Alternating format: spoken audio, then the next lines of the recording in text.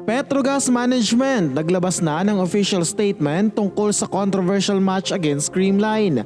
Pero isang foreign coach dumipensa kay Alyssa Valdez. Tila pinasaringan ng Angels na sila ang may kasalanan. Pero before we begin, please don't forget to subscribe, like, and comment on this video. I-click din ang notification bell para lagi kayong updated sa Creamline happenings. Sa wakas ay naglabas na ng official statement ang Petrogas Management tungkol sa controversial game nila laban sa Creamline Cool Smashers. Matatandaang nabalot ng matinding issue ang nasabing semi-final game dahil sa ginawa ng referee nang baguhin niya ang kanyang desisyon sa outside na spike ni Alyssa Valdez. Wala kasing nakitang black touch ang first referee pero mas pinakinggan niya ang linesman na nagsabing check ball ni Aiza Maiso.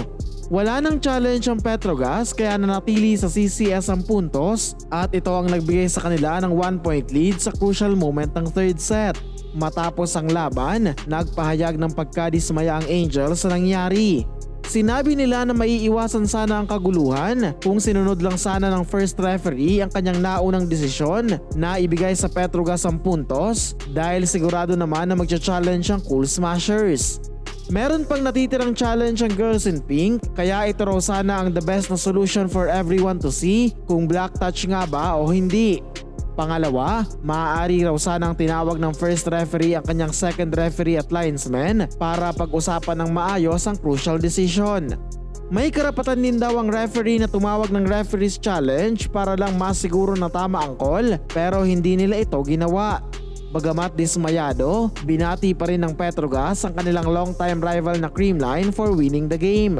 Sana lang daw ay ma-address agad ang mga ganitong lapses sa officiating para mas maging maayos ang sistema sa mga susunod na laban. Samantala, isang foreign coach naman ang dumipensa kay Alyssa dahil sa pambabash na natanggap niya for the controversial spike.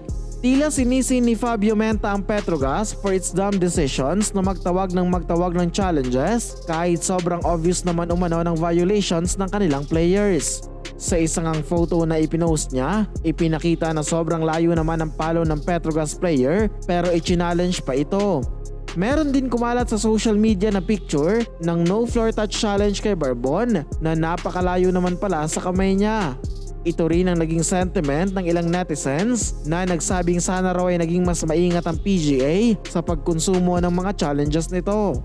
Sana lang ay matapos na ang mga kontrobersiya sa PVL, lalo pa ngayon na malapit na ang finals at hihirangin na ang pinakabagong kampyon sa larangan ng professional women's volleyball sa bansa. And that's it mga Kavali News. Please continue supporting this channel para sa mga up-to-date na kaganapan sa Creamline World.